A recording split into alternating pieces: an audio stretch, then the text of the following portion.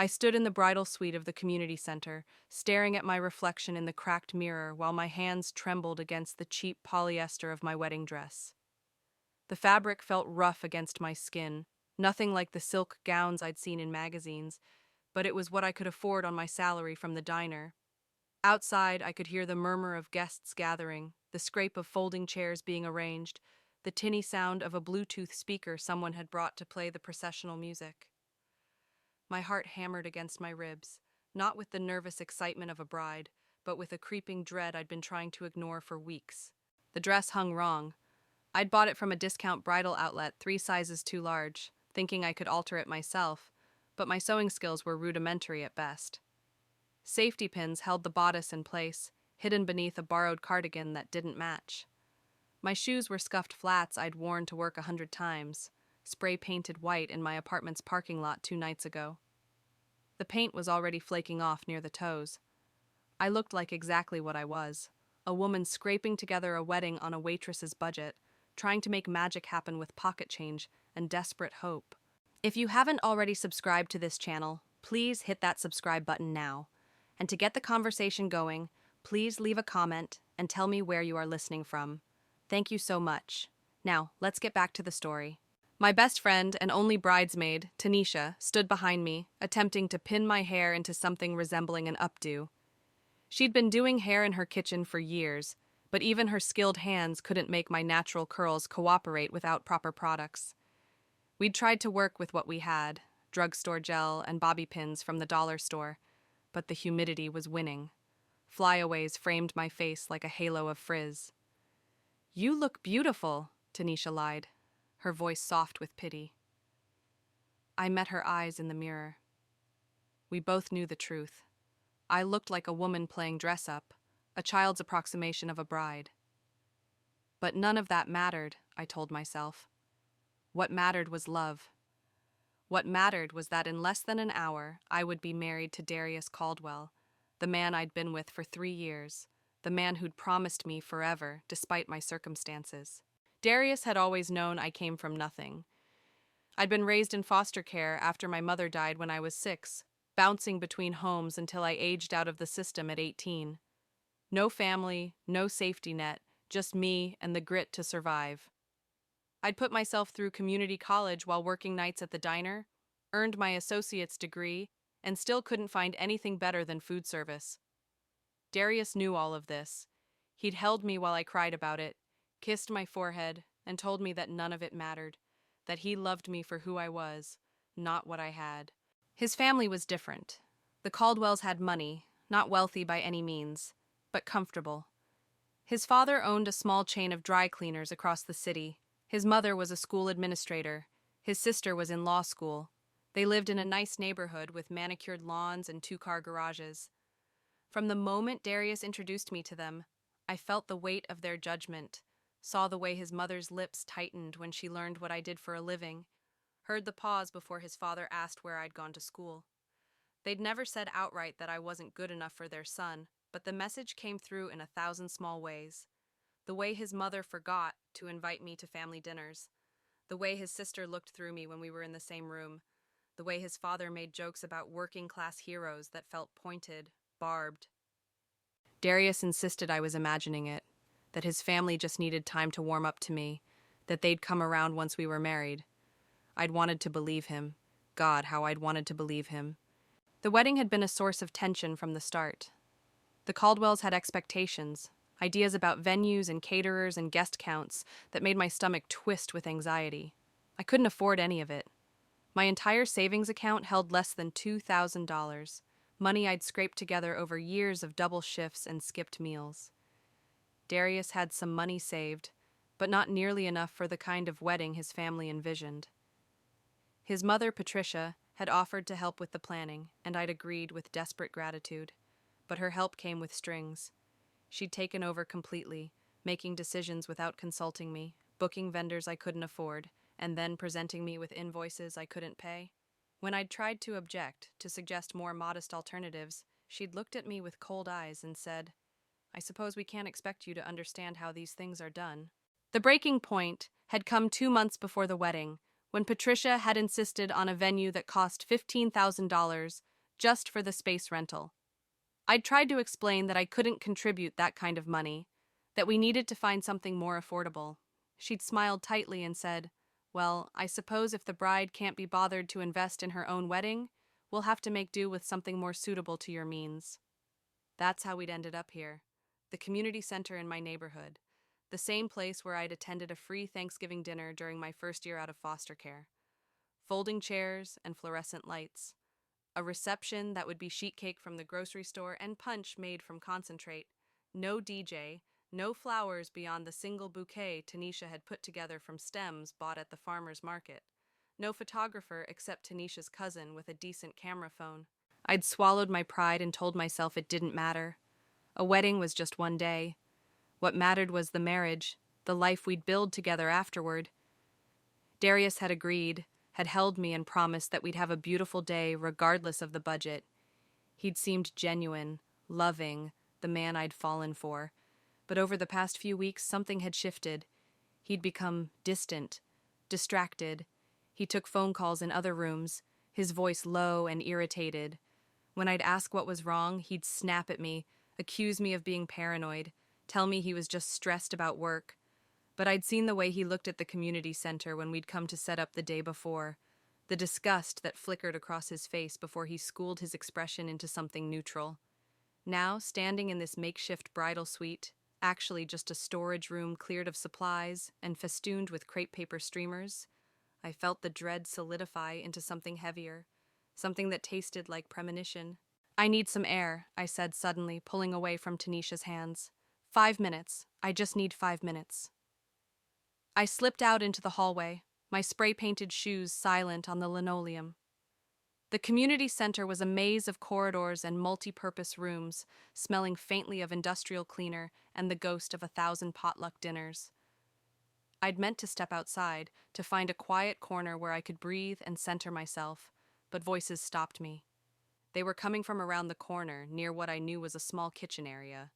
I recognized Darius's voice first, tense and angry, then his mother's, crisp and cutting, then his sister's, amused and cruel.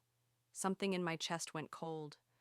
I should have announced myself, should have walked away, should have done anything but stand there in the shadowed hallway and listen. But I couldn't move. My feet had rooted to the linoleum. "I still can't believe you're actually going through with this," his sister said, and I could hear the smirk in her voice. "Marrying the help. Very progressive of you, Darius." "Jasmine, shut up," Darius snapped, but there was no real heat in it. "She's right, though," Patricia said, her voice sharp. "This is embarrassing, Darius. Look at this place. Look at what we've been reduced to. A community center, folding chairs. I've never been so humiliated in my life." "What did you want me to do?" Darius's voice held an edge I'd never heard before. "She doesn't have any money. Her people don't have any money. Hell, she doesn't even have people. You think I wanted this? You think I wanted a wedding at a place where they serve free lunches to homeless people?" The words hit me like physical blows. My vision swam. I pressed my hand against the wall to steady myself. "Then why are you doing it?" Jasmine asked. "Why are you actually marrying this girl? You've been complaining about her for months." Silence. It stretched out, heavy and awful. I held my breath, waiting for Darius to defend me, to tell his family they were wrong, that he loved me despite everything. The silence continued. "Because I thought she had something," he finally said, his voice low and bitter. "She kept dropping hints about family, about a trust, about money that would come through eventually. I thought there was something there, something she was keeping quiet about, but there's nothing. She's exactly what she looks like, a broke waitress with no prospects and no family. I've wasted 3 years on nothing." The world tilted. I couldn't breathe. "So leave her," Jasmine said simply. "Don't marry her. We'll tell everyone there was a mix-up with the license or something. It's not too late." "Yes, it is," Patricia interjected. "Everyone's already here. The family, our friends, people from your father's business. If you cancel now, it'll look worse than just going through with it. At least if you marry her, you can get divorced quietly in a few months. Blame it on incompatibility. No one will be surprised." "Plus," Jasmine added, her voice dripping with false sweetness. "It's not like she can afford a lawyer if you want an annulment. Just don't put her name on anything important, keep your finances separate, and dump her after a respectable interval. What's she going to do? She's got nothing and nobody." I waited for Darius to object, waited for him to defend me, to tell his family they were monsters, to prove that the man I loved was still in there somewhere. The silence stretched out like a chasm. "You're right," he finally said, and his voice was tired, defeated. "You're right. I'll go through with it today. Give it a few months, then I'll end it quietly. She'll probably be relieved, honestly. She's got to know she's out of her league." They laughed. All three of them laughed, the sound echoing off the institutional walls, mixing with the smell of disinfectant and desperation. I stood in that hallway, in my safety-pinned dress and my spray-painted shoes, and something inside me died. The last remnant of the naive girl who believed that love was enough, who thought that a good heart and honest work could bridge any gap. That girl crumbled to dust. But something else was born in that moment, something cold and hard and absolutely clear-sighted. Because they were all wrong about one thing. The thing they were most wrong about. I did have family. I did have money. I had more money than the Caldwells could imagine in their comfortable middle-class fantasies. I had a trust fund that would become accessible on my 28th birthday, now just 3 weeks away. A trust fund worth $47 million, left to me by the grandfather I'd never known, the father my mother had run away from before I was born. I'd found out about it when I was 25, when a lawyer had tracked me down through the foster care system. My grandfather had died, and in his will, he'd left everything to his only grandchild, to be held in trust until I turned 28. The lawyer had explained that my grandfather had been searching for me for years, that he'd hired investigators after my mother's death, but had been blocked by the sealed foster care records. He'd never stopped looking. He'd never stopped hoping. The money came with conditions. I had to keep it secret until it was released. I couldn't tell anyone, couldn't access it early, couldn't use the knowledge for any kind of advantage. The trust was designed to ensure that no one could manipulate me for my inheritance, that I would come into the money only when I was old enough to handle it responsibly and without outside influence. For 3 years, I'd kept that secret. I'd continued working at the diner, continued living in my studio apartment, continued playing the role of the girl with nothing. Because I'd wanted to know that Darius loved me for myself, not for what I had. I'd wanted to believe that our love was real, that it could transcend money and class and all the shallow things that divided people. I'd planned to tell him after the wedding, during our modest honeymoon, a weekend at a budget hotel 2 hours away. I'd imagined his face when I revealed the truth, the shock and joy and relief. I'd fantasized about using the money to make both our lives better, to pay off his student loans, to help his family's business expand, to show them all that I wasn't the burden they thought I was. What a fool I'd been. I turned slowly, my cheap dress rustling against my legs. My hands had stopped shaking. The dread had crystallized into something else entirely. Clarity, purpose, a cold, burning determination. I walked back to the storage room where Tanisha was pacing anxiously. "There you are," she started, but stopped when she saw my face. "What's wrong? What happened?" "I need you to do something for me," I said, my voice steady and calm in a way that seemed to unnerve her. "I need you to go out there and tell everyone the wedding is postponed. Tell them there's been an emergency that will reschedule whatever you want. Just get them to leave." "What? Why? What's going on?" "Just trust me, please." Tanisha studied my face for a long moment, then nodded slowly. Okay, I'll do it. But you need to tell me what's happening."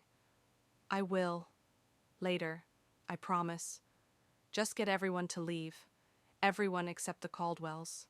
Tell them I need to speak to them privately. Tell them it's important." She squeezed my hand once, then slipped out of the room. I stood alone in the storage room, surrounded by crepe paper and broken dreams. I counted my breaths, steadied my heartbeat, let the cold certainty settle into my bones. Outside, I could hear the murmur of confusion as Tanisha made her announcement. Voices raised in question, the scrape of chairs, the shuffle of feet as guests began to leave. I pulled out my phone. the cracked screen a reminder of how carefully I'd been living, how I'd denied myself even small repairs to maintain the illusion of poverty.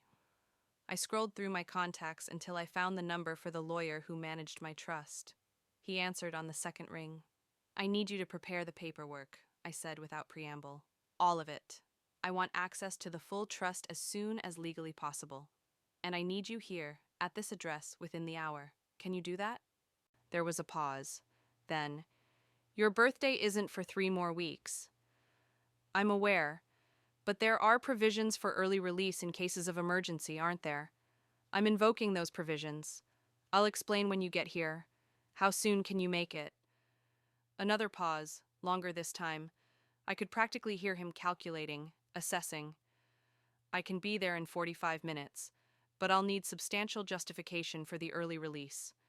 "You'll have it. Just get here." I hung up before he could respond. My heart was racing again, but this time it wasn't fear. It was anticipation, the sweet, sharp taste of justice about to be served. 20 minutes later, Tanisha returned. "Everyone's gone except the Caldwells. They're waiting in the main room.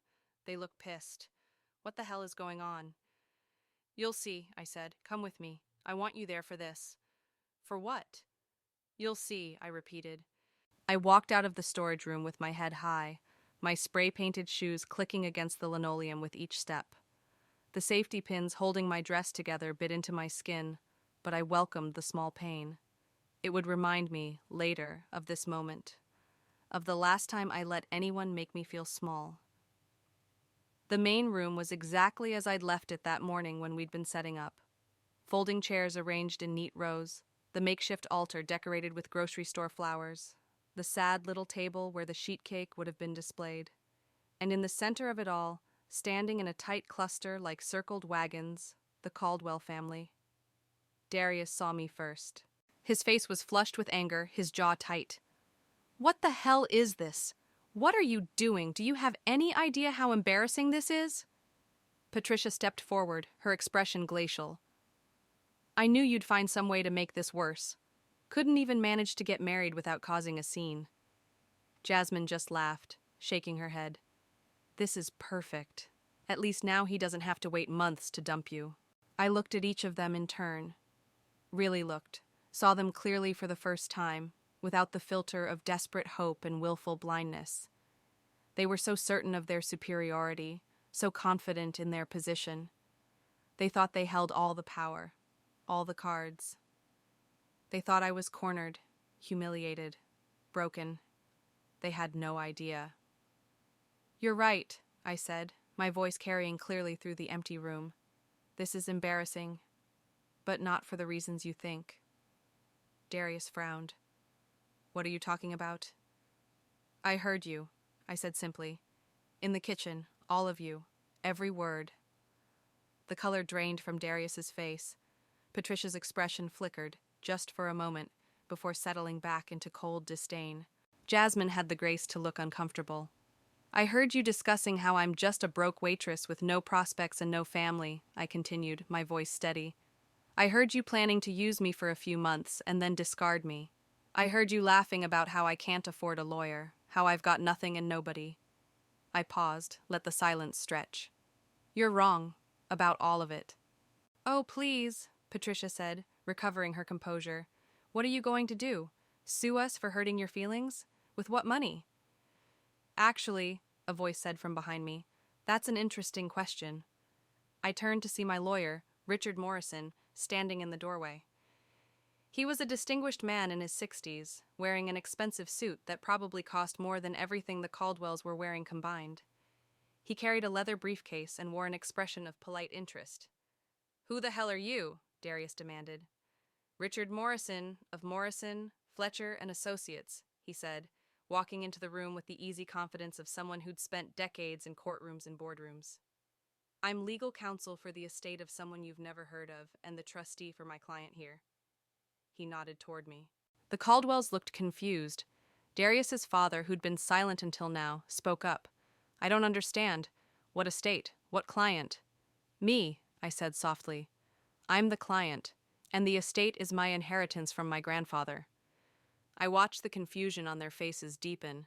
They still didn't understand.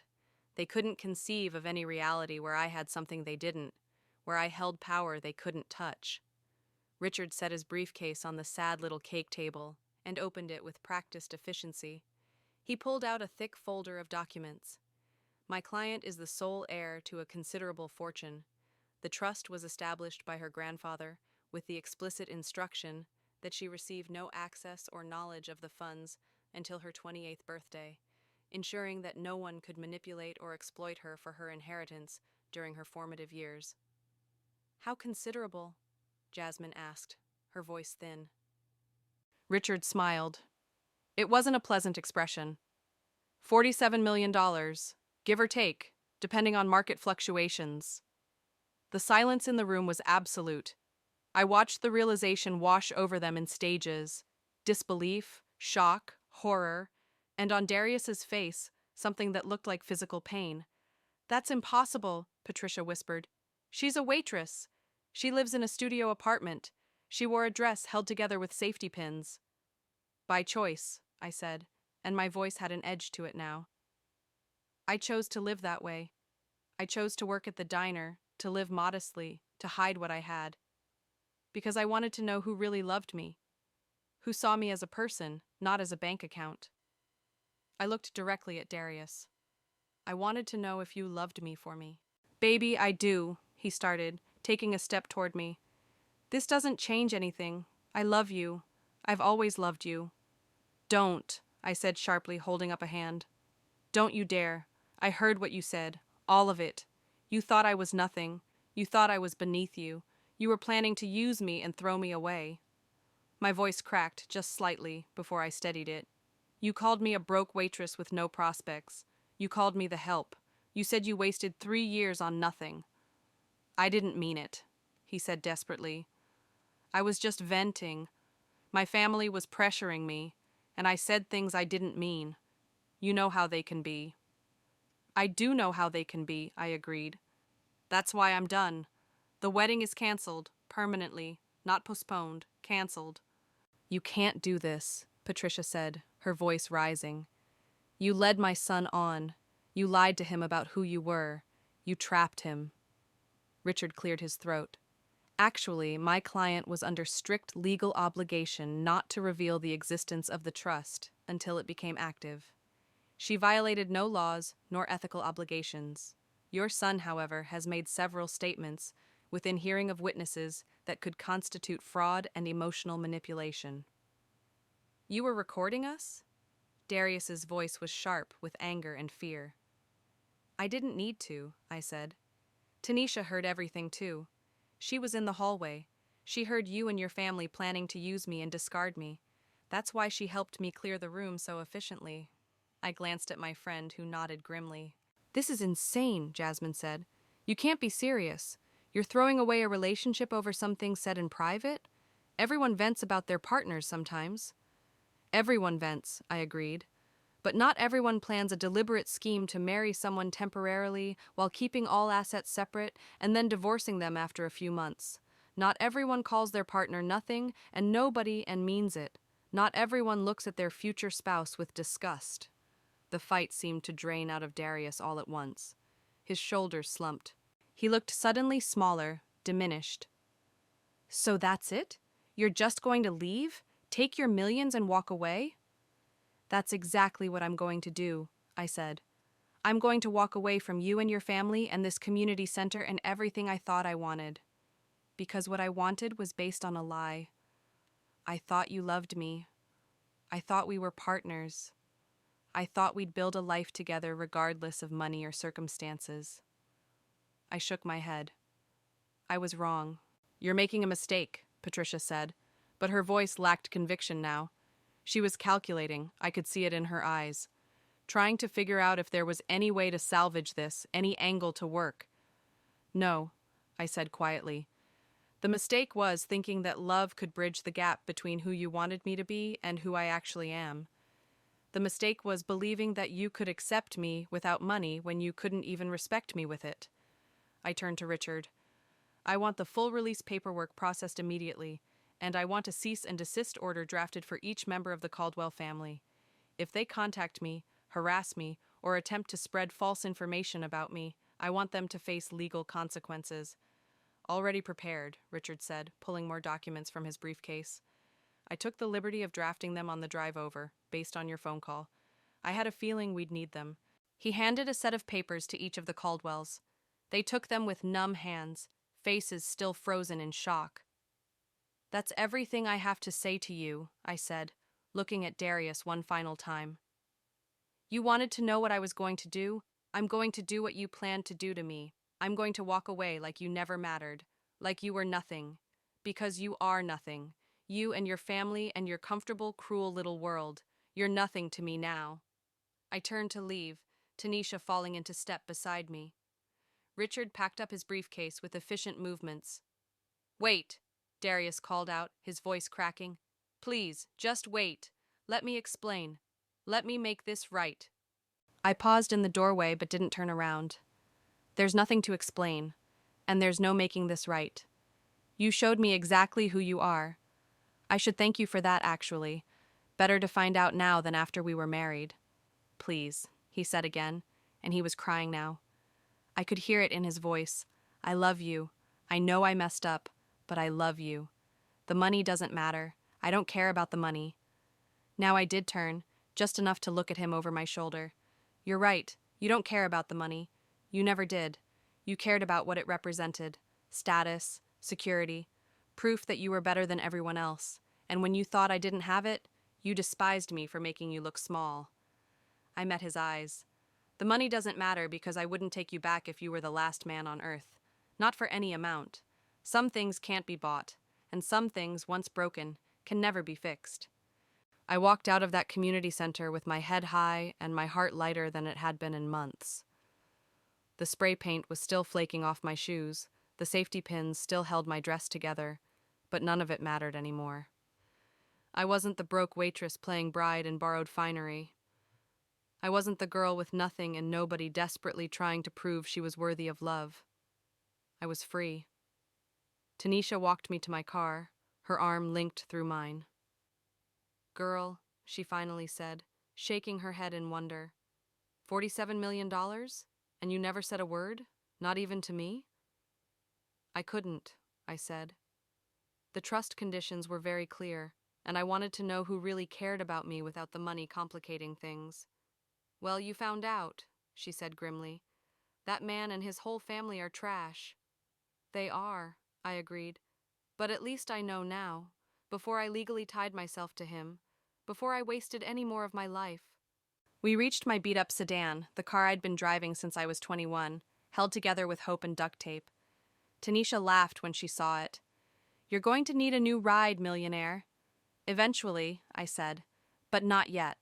I need some time to figure out who I am now, what I want, where I go from here. Wherever you go, Tanisha said, hugging me tight. You better take me with you. I've got 3 years of emotional labor to cash in. I hugged her back, grateful beyond words for her friendship, her loyalty, her willingness to believe in me even when I couldn't believe in myself. Deal, but first, I need to get out of this dress and burn these shoes. Amen to that.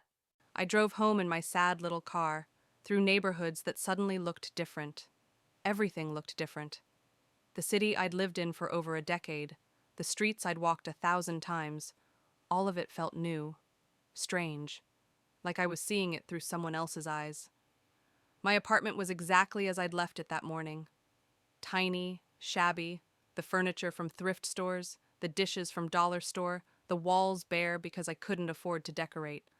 I'd been living here for 7 years, content with the meager space, telling myself it was enough. But I'd been lying. To myself as much as to Darius. This wasn't enough. It had never been enough. I'd been playing a role, wearing poverty like a costume, testing everyone around me to see who would love me without money. But in the process, I'd denied myself. I'd made myself small. I'd lived a half-life in service of a test that no one had agreed to take. I changed out of the wedding dress carefully, removing each safety pin with deliberate movements. I wadded up the cheap polyester and threw it in the trash. The shoes went in after it, spray paint and all. I stood in my underwear in my tiny bathroom, looking at myself in the mirror. I looked the same. Same face, same body, same scars from a childhood spent in instability and loss. But something was different. Something in my eyes, in the set of my shoulders. Some fundamental shift in how I held myself in the world. For 3 years, I'd been waiting. Waiting to turn 28. Waiting for the trust to become active. Waiting to tell Darius the truth. Waiting for my real life to begin. The waiting was over. I called Richard that evening, after I'd had time to process everything, to let the reality settle into my bones. He answered immediately, his voice warm with concern. "How are you holding up?" "I'm okay," I said, and realized it was true. "Better than okay, actually. I'm relieved." "That's a healthy response. Many people in your position would be devastated." "I am devastated," I corrected, "but I'm also relieved. Does that make sense?" "Perfect sense. You found out the truth before making a terrible mistake. That's worth celebrating, even if it hurts."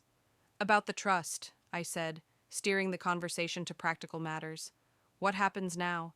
The paperwork you brought today, the early release provisions, are they already in effect?" "Not quite," Richard said. "The early release requires a formal hearing in front of the trustee board. It's scheduled for Monday morning. You'll need to present your case for why you need access to the funds before your birthday. Given what happened today, I don't anticipate any problems. The provisions were designed exactly for situations like this, to prevent manipulation and coercion. And if they approve the early release, then the full amount becomes available to you immediately. No restrictions, no limitations. It's your money to do with as you please." I took a deep breath. "Okay, thank you. For everything. For coming to the community center, for having the paperwork ready, for protecting me." "That's my job," he said gently. "Your grandfather was very clear in his instructions. He wanted you protected. He wanted you to have every advantage, every safeguard. He spent the last years of his life trying to find you, and when he couldn't, he made sure his estate would." My throat tightened. I wish I'd known him. He wished that too. But he was proud of you anyway. He kept tabs on you as best he could through the foster system. He knew you'd gotten your degree, knew you were working, knew you were surviving. He wanted you to know that you didn't do it alone, that somewhere, someone was rooting for you. I wiped my eyes, surprised to find them wet. "Thank you for telling me that." "Get some rest," Richard said. "Monday will be a big day, the start of your new life." After I hung up, I sat in my tiny apartment and let myself cry. Not for Darius, not for the wedding that didn't happen, but for the grandfather I'd never known. For the years we'd lost, for the connection that had been stolen by circumstance and tragedy, for the love that had reached out to me across death itself, through lawyers and paperwork and trust funds. He'd protected me, even though we'd never met, even though I didn't know his name until I was 25, he'd protected me. He'd made sure I couldn't be used, couldn't be manipulated, couldn't be valued for anything except who I actually was. And in doing so, he'd given me the greatest gift possible: the truth. The weekend passed in a strange blur. I called in sick to the diner, something I'd never done before. My manager was surprised but understanding. I spent the time alone, thinking, planning, beginning to imagine what my life could look like without the constraints I'd been living under. Darius tried to contact me. Texts at first, then calls, then emails. Each message was increasingly desperate, increasingly unhinged. He claimed he loved me, that the money didn't matter, that we could work through this. He accused me of being cruel, of leading him on, of destroying his life for no reason. He begged, pleaded, threatened, cycled through every manipulation tactic in the book. I blocked his number after the first dozen messages, then his family's numbers, then the emails.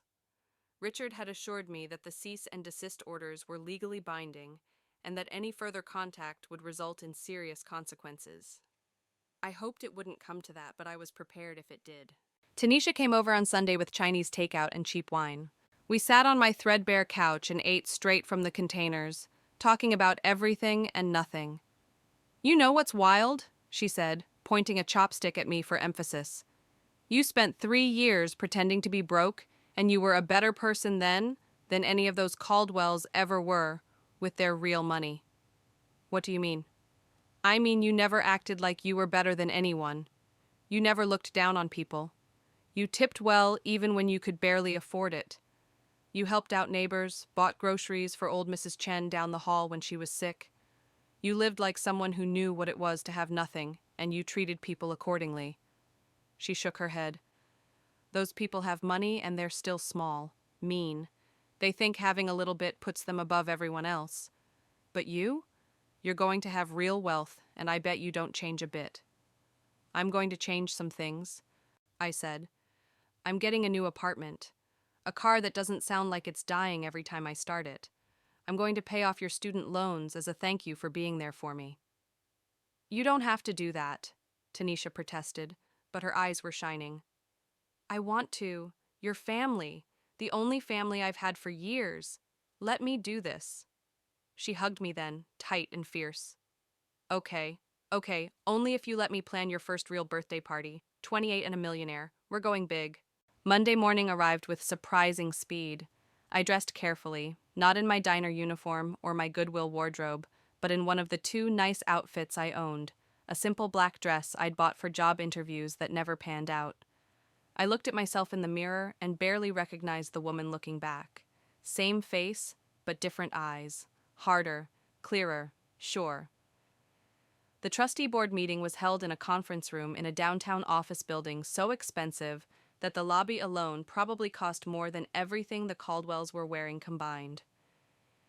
Richard met me at the entrance, impeccable as always in his tailored suit. Ready? He asked. Ready, I confirmed. The board consisted of 3 people, all colleagues of Richard's, all executors of my grandfather's estate. They were kind but professional, asking questions about my circumstances, about what had happened at the wedding, about why I needed early access to the trust. I told them everything, the whole story, from meeting Darius to the conversation I'd overheard to the confrontation at the community center. I didn't cry, didn't dramatize, just laid out the facts with clinical precision. When I finished, the board members exchanged glances. The woman in the center, a silver-haired attorney with sharp eyes, spoke first. Your grandfather established this trust with very specific intentions. He wanted to protect you from exactly this kind of exploitation. He wanted you to have time to become your own person, without the influence of wealth, before taking on the responsibility of managing a large estate. She paused. It appears his instincts were correct. You were nearly manipulated into a marriage that would have been financially and emotionally devastating. That's correct, I said. And you believe that having access to the trust now, rather than in 3 weeks, is necessary? I do. I need to establish financial independence immediately. I need to secure housing and transportation that can't be traced or accessed by the people who tried to manipulate me. I need to begin the process of building a new life from a position of security, not vulnerability. The board members conferred quietly. Then the silver-haired woman nodded. The board approves early release of the trust, effective immediately. Richard will handle the paperwork. Congratulations and welcome to your inheritance. Just like that, it was done. In less than an hour, I'd gone from a waitress with $2,000 in savings to a woman with $47 million at her disposal. The number was so large it felt abstract, unreal. But Richard assured me it was very real indeed. What do you want to do first? He asked as we left the building. I want to quit my job, I said immediately.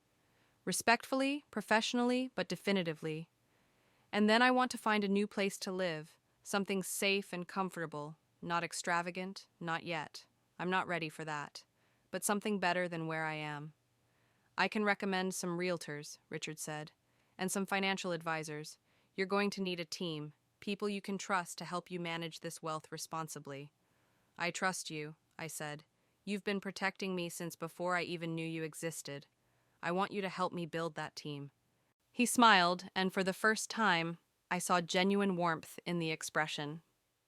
It would be my honor. The next few weeks were a whirlwind of activity.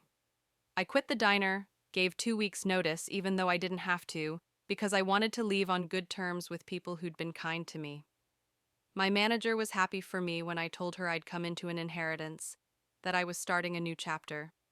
She didn't need to know the details. I found an apartment in a nice part of town, a two-bedroom with big windows and a doorman and security that made me feel safe. It wasn't ostentatious, wasn't the most expensive place I could afford, but it was clean and bright and mine. I furnished it slowly, carefully, learning what I actually liked rather than what I could afford. I bought a reliable car, nothing flashy, just something that would start every time and didn't require constant repairs. The freedom of having transportation I could trust was almost overwhelming. I paid off Tanisha's student loans as promised. Her reaction, the tears and disbelief and gratitude, was worth more than any amount of money. I also quietly paid off the medical debts of several families in my old neighborhood, people I'd known from the community center, people who'd been kind to me when I had nothing, and I started therapy. Real therapy, with someone who specialized in trauma and could help me process everything that had happened: the childhood in foster care, the years of poverty and uncertainty, the betrayal by someone I'd trusted, the sudden wealth that felt both liberating and terrifying. My therapist helped me understand that I'd been testing everyone around me, but I'd also been testing myself, trying to prove that I could survive anything, that I didn't need anyone or anything, but survival wasn't the same as living. And there was no virtue in making myself small to test other people's characters. "You're allowed to want things," my therapist said during one session. "You're allowed to enjoy your wealth, to use it to make your life better. That doesn't make you shallow or spoiled. It makes you human." "But what if it changes me?" I asked. "What if I become like them? Like the Caldwells? What if money makes me cruel?" "Money doesn't make people cruel," she said gently. "It reveals what's already there. The Caldwells were cruel with middle-class comfort. They would have been cruel with any amount of money. But you? You were kind when you had nothing. You're kind now that you have everything. The money didn't change that. It just gave you more resources to act on your values." Those words stayed with me. I thought about them as I began to figure out what I wanted to do with my life, now that survival wasn't the primary concern. I'd always thought I'd need to work, to contribute, to earn my place in the world. But now I had the freedom to choose. To do work that mattered rather than work that merely paid bills. I started volunteering with a foster care advocacy organization, using my experience to help other kids aging out of the system. I donated money, but more importantly, I donated time. I showed up, I listened, I tried to be the support I'd never had. I also started taking classes again, not because I needed a degree for employment, but because I wanted to learn. Art history, creative writing, psychology. Subjects that interested me, that fed my curiosity rather than my resume. And slowly, carefully, I started dating again. Not seriously, not with any intention of jumping into another relationship, but just putting myself out there, meeting people, learning to trust again, one small interaction at a time. 3 months after the canceled wedding, I was having coffee at a bookstore cafe when I saw him. Darius. He looked terrible, haggard and thin, with dark circles under his eyes. He was with his mother, both of them hunched over a small table in the corner, talking in urgent whispers. I should have left, should have ducked out before they saw me. But something made me stay, made me watch. They were arguing, that much was clear. Patricia's voice was sharp, even when kept low. Darius looked defeated, broken. I couldn't hear what they were saying, but the body language told the story. He'd lost something. They'd lost something, and they were trying to figure out how to salvage the wreckage. Part of me felt satisfaction at seeing them brought low, the petty, wounded part that they'd hurt so deeply. But mostly, I just felt tired, sad. What a waste it had all been. What a stupid, pointless waste of time and emotion and possibility. I stood up to leave, and the movement caught Darius's eye. He saw me. Our gazes locked across the bookstore. I watched recognition and then pain flash across his face. He started to stand, started to move toward me. I shook my head once, a clear, definitive gesture. No. He stopped, sank back into his chair. His mother was saying something to him, pulling at his arm, but he ignored her. He just stared at me with an expression of such profound regret that for a moment, just a moment, I almost felt sorry for him. Almost. I walked out of the bookstore into the bright afternoon sun. My car was parked nearby, a reliable sedan that started every time. My apartment waited, clean and comfortable and safe. My life waited, full of possibility and promise and freedom. I'd been tested, betrayed, nearly broken, but I'd survived, more than survived. I'd discovered who I really was beneath the poverty and the fear and the desperate need to be loved. I'd learned that I was strong enough to stand alone, that I didn't need anyone's approval or validation to be whole. The money had given me options, yes, but it hadn't given me strength. That had been there all along, forged in childhood trauma and young adult struggle. The inheritance was just a tool, a resource. What mattered was how I chose to use it. I chose kindness, generosity, growth. I chose to help others the way I'd needed help. I chose to build something meaningful rather than just accumulate more wealth. I chose to honor my grandfather's memory by being the kind of person he'd hoped I'd become. And I chose to never ever let anyone make me feel small again. Not for my background, not for my lack of pedigree, not for any reason. I knew my worth now. It wasn't measured in dollars or degrees or family connections. It was measured in resilience, in compassion, in the ability to face betrayal and come out stronger. The Caldwells had thought they were teaching me a lesson about knowing my place, about staying in my lane, about accepting that some people were just better than others. But the lesson they actually taught me was far more valuable. They taught me that cruelty comes in many forms, that wealth is no indicator of character, that the masks people wear in public often hide ugliness beneath. They taught me to trust my instincts, to pay attention to red flags, to never ignore the voice inside that whispers warnings. And most importantly, they taught me that I didn't need them, didn't need their approval, their acceptance, their love. I was complete on my own. The right people would love me for who I was. The wrong people would reveal themselves eventually. All I had to do was pay attention. 6 months after the canceled wedding, I threw a party, a real party, in my apartment, with catered food and good wine and music and laughter. I invited the people who mattered. Tanisha, obviously, and her family, some of the volunteers from the foster care organization, a few new friends I'd made in my classes, Richard and his wife, Mrs. Chen from my old apartment building, who'd been like a grandmother to me during the lean years. Some of my former co-workers from the diner, the ones who'd been genuinely kind rather than just polite. People who'd known me when I had nothing and liked me anyway. It wasn't a big party, not by the standards of the wealthy. But it was real, warm, full of people who cared about each other, who showed up for each other, who measured worth in kindness rather than bank accounts. Tanisha pulled me aside at one point, wine glass in hand, and surveyed the room with satisfaction. "Look at you," she said, "living your best life. I'm so proud of you." "I couldn't have done it without you," I said honestly. "You were there when I had nothing. You're still here now. That means everything." "Always," she said, clinking her glass against mine. "That's what real love looks like. Showing up, consistently, without conditions, without calculations about what you can get out of it." Is that a dig at Darius? Absolutely it is. That man and his whole family can rot. I laughed, surprised by how easy it was, how little power they had over me now. They were just people I used to know, characters in a story that had ended badly for them and well for me. They didn't deserve my anger anymore. They barely deserved my attention. "I heard he got fired," Tanisha said, unable to resist sharing the gossip. "From his father's company. Apparently, he'd been embezzling to try to fund the lifestyle he thought he'd have with you and your money. When you canceled the wedding, he panicked and took more. His father found out. It was a whole thing." "That's terrible," I said, and meant it. Not because I felt sorry for him, but because it was genuinely pathetic. He'd destroyed his own life chasing money he'd never had any right to.